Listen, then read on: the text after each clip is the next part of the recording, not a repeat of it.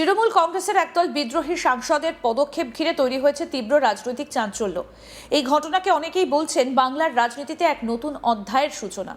আবার কেউ কেউ মনে করছেন এটা শুধু তৃণমূলের অভ্যন্তরীণ সংকট নয়, বরং জাতীয় রাজনীতির সমীকরণও বদলে দিতে পারে। সাম্প্রতিক ঘটনাক্রম অনুযায়ী তৃণমূল কংগ্রেসের 20 জন বিদ্রোহী লোকসভার সাংসদ একটা ছোট রাজনৈতিক দল nationalist citizens party of India বা এনসিপিআই এর সঙ্গে যুক্ত হবার উদ্যোগ নিয়েছেন। তারা লোকসভার স্পিকার ওম বিড়লার কাছে ইতিমধ্যে চিঠিও জমা দিয়েছেন। সেই চিঠিতে তারা জানিয়েছেন ভবিষ্যতে তারা এনডিএ জোটকে সমর্থন করবেন এবং সংসদে আলাদা আসন ব্যবস্থার দাবিও তুলেছেন। এবার রাজনৈতিক মহলে প্রশ্ন উঠছে, কেন এই পদক্ষেপ? গত কয়েক সপ্তাহ ধরে তৃণমূল কংগ্রেসের ভেতরে অস্থিরতা বাড়ছিল। দলের একাংশের অভিযোগ ছিল সংগঠনের সিদ্ধান্ত গ্রহণের ক্ষেত্রে তাদের মতামত গুরুত্ব পাচ্ছে না। বিশেষ করে দলীয় নেতৃত্ব এবং ভবিষ্যৎ নেতৃত্ব নিয়ে অসন্তোষ ক্রমশ প্রকাশ্যে আসতে শুরু করে। এর আগে বিধায়ক স্তরেও বড় ধরনের বিদ্রোহ দেখা গিয়েছিল। একাধিক বিধায়ক নেতৃত্বের বিরুদ্ধে সরব হন। সেই সংকট পুরোপুরি কাটার আগেই এবার সাংসদ স্তরেও বড় ভাঙনের ছবি সামনে এসেছে। কি বলছেন বিদ্রোহী তৃণমূল সাংসদ কাকলি ঘোষ দস্তিদার, আসুন শোনাই আগে আপনাদের। हमारा जो एआईटीसी के सांसद थे उनमें से 2/3 20 जन हमने अलग से बैठने का चिट्ठी दिया स्पीकर साहब को, और हमारे जो सांसद हैं हम 20 अभी नेशनलिस्ट सिटीजन पार्टी के साथ हम लोग मर्ज करके एनडीए के साथ काम करेंगे। प्रधानमंत्री नरेंद्र मोदी जी के, हमारे अमित शाह जी के नेतृत्व में। বিদ্রোহী তৃণমূল সাংসদ সুদীপ ব্যানার্জি কি বলেছেন আসুন এবার সেটাও শোনাই। অবস্থান আমি নিচ্ছি, অধিকাংশ সাংসদ, অধিকাংশ বিধায়ক, তাদের সকলেরই একটা উদ্যোগ যে দল চলুক, মমতা ব্যানার্জি প্রধান উপদেষ্টা হোক, দল নেত্রীর মতন একটা ভূমিকা নিয়ে থাকুক। আমারও কোথাও এদের আবেদনটা আমাকে স্পর্শ করেছে, তার জন্য আমি সিদ্ধান্ত নিলাম যে এদের সঙ্গে থাকা যেতে পারে। এখানে আরও একটা গুরুত্বপূর্ণ বিষয় রয়েছে। দলত্যাগ বিরোধী আইন অনুযায়ী কোনো নির্বাচিত প্রতিনিধি যদি দল ছেড়ে অন্য দলে যোগ দেন তাহলে তার সদস্যপদ খারিজ হবার সম্ভাবনা থাকে। তবে যদি কোনো দলে 2/3 সদস্য একসঙ্গে অন্য দলে মিশে যান তাহলে পরিস্থিতি আলাদা হতে পারে। রাজনৈতিক পর্যবেক্ষকদের মতে বিদ্রোহী সাংসদরা সেই সাংবিধানিক পথকেই কাজে লাগানোর চেষ্টা করছেন।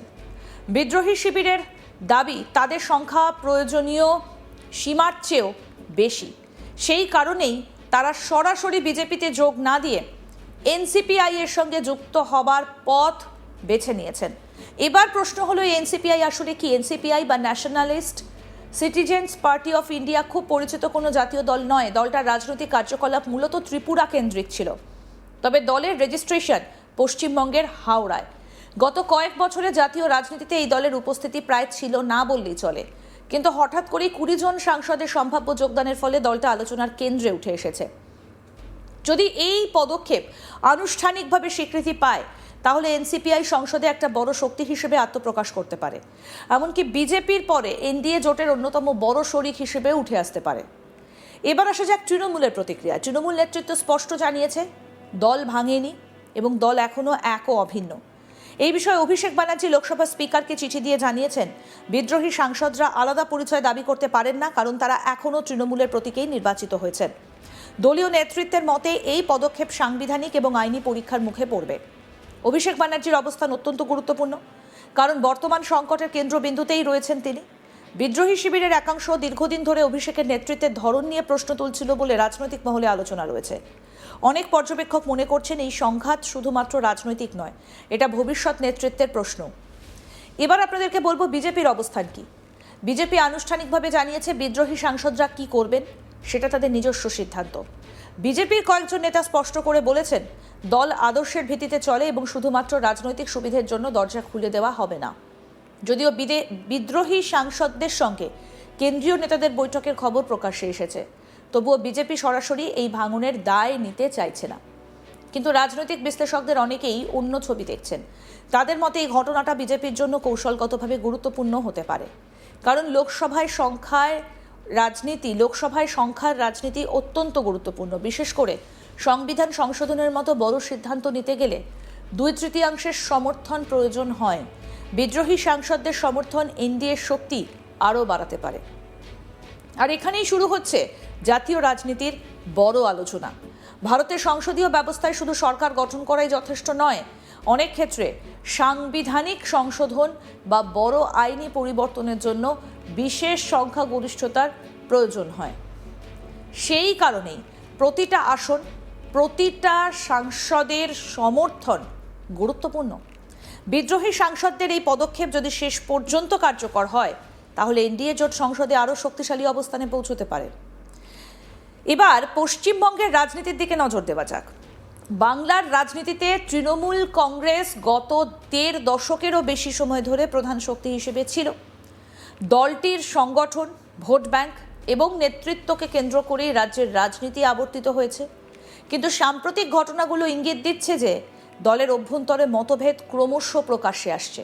তবে এটাও মনে রাখতে হবে, রাজনৈতিক বিদ্রোহ মানেই দল শেষ হয়ে যাওয়া নয়। ভারতের রাজনৈতিক ইতিহাসে বহু দল ভাঙনের মুখে পড়েছে, অনেক দল আবার সেই সংকট কাটিয়ে শক্তিশালী হয়ে ফিরে এসেছে। তাই শুধুমাত্র এই ঘটনার ভিত্তিতে তৃণমূলের ভবিষ্যৎ নির্ধারণ করা এখনই সম্ভব নয়। তবে এই সংকট যে দলের জন্য বড় চ্যালেঞ্জ, তা নিয়ে কোনো সন্দেহ নেই। অনেক বিশেষজ্ঞের মতে এখন তৃণমূল নেতৃত্বের সামনে 3টে বড় চ্যালেঞ্জ রয়েছে। প্রথমত, সাংগঠনিক ঐক্য বজায় রাখা। দ্বিতীয়ত, কর্মী এবং সমর্থকদের মধ্যে আস্থা ফিরিয়ে আনা। এবং তৃতীয়ত, নেতৃত্ব নিয়ে তৈরি হওয়া প্রশ্নগুলোর রাজনৈতিক উত্তর দেওয়া। অন্যদিকে বিদ্রোহী শিবিরের সামনেও কম চ্যালেঞ্জ নেই। তাদের প্রথম কাজ হবে নিজেদের অবস্থানকে আইনগতভাবে প্রতিষ্ঠা করা। দ্বিতীয় কাজ হবে রাজনৈতিকভাবে নিজেদের গ্রহণযোগ্যতা প্রমাণ করা। আর তৃতীয় কাজ হবে দীর্ঘমেয়াদে একটা সুসংহত রাজনৈতিক প্ল্যাটফর্ম তৈরি করা। এখানে আরও একটা গুরুত্বপূর্ণ দিক রয়েছে। অনেক রাজনৈতিক পর্যবেক্ষক এই ঘটনার সঙ্গে মহারাষ্ট্রের শিবসেনা এবং এনসিপি ভাঙনের তুলনা করছেন, কারণ সেখানেও সংখ্যাগরিষ্ঠ বিধায়ক বা সাংসদদের সমর্থন নিয়ে নতুন রাজনৈতিক সমীকরণ তৈরি হয়েছিল। যদিও প্রতিটা রাজ্যের রাজনৈতিক বাস্তবতা আলাদা, তবুও এই তুলনা বারবার উঠে আসছে।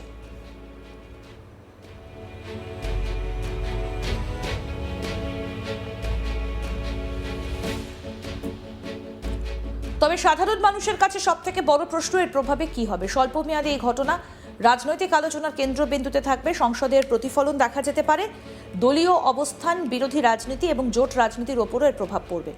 দীর্ঘমেয়াদে এর প্রভাব নির্ভর করবে কয়েকটা বিষয়ের ওপর। সেগুলো হলো লোকসভার স্পিকার কি সিদ্ধান্ত নেন, নির্বাচন কমিশনের সামনে কি দাবি ওঠে এবং আদালতে কোনো আইনি লড়াই শুরু হয় কিনা। সব থেকে গুরুত্বপূর্ণ এবং যেটা সর্বশেষ, সেটা হচ্ছে জনমত কোন দিকে যায়। আরও আপডেট পেতে দেখতে থাকুন আজ তক বাংলা। সাবস্ক্রাইব করুন।